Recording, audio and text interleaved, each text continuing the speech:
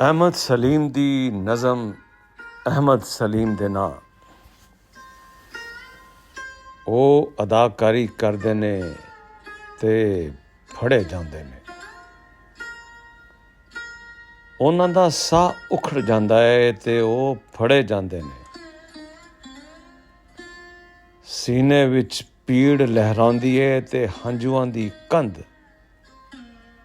ਡਿੱਗਦੀ ਏ ਚਿੱਥੀਆਂ ਹੋਈਆਂ ਉਂਗਲਾਂ ਉੱਤੇ। ਜਦੋਂ ਵਸਾ ਦੀ ਜੋਤ ਬੁਝ ਜਾਂਦੀ ਏ ਸੱਜਣ ਦੀਆਂ ਨੈਣਾਂ ਵਿੱਚ, ਉਹ ਫੜੇ ਜਾਂਦੇ ਨੇ। ਉਹ ਵਧੀਆ ਅਦਾਕਾਰ ਹੁੰਦੇ ਨੇ। ਉਹ ਹੰਝੂ ਘੇਰਦੇ ਨੇ ਬਿਨਾਂ ਗਲਿਸਰੀਨ ਦੇ ਤੇ ਐਕਟ ਕਰਦੇ ਨੇ ਸੱਜਣ ਦੀ ਪੀੜ ਨੂੰ ਜਿਵੇਂ ਸੱਚੀ ਮੁੱਚੀ ਦਾ ਇੰਝ ਹੀ ਹੋਵੇ। ਤਰ੍ਹਾਂ ਨਾਲ ਉਹਨਾਂ ਦੇ ਹੋਂਠ ਪਾੜ ਜਾਂਦੇ ਨੇ, ਪਰ ਉਹ ਫੜੇ ਜਾਂਦੇ ਨੇ।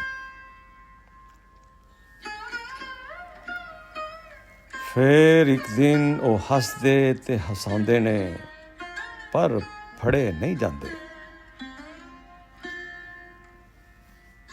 ਉਹਨਾਂ ਦੇ ਅੰਦਰ ਵੱਜਦੇ ਨੇ ਕੱਚ ਦੇ ਘੁੰਗਰੂ ਤੇ ਟੋਟੇ ਟੋਟੇ ਕਰ ਜਾਂਦੇ ਨੇ ਦਿਲ ਨੂੰ, ਪਰ ਉਹ ਹੱਸਦੇ ਹੀ ਰਹਿੰਦੇ ਨੇ।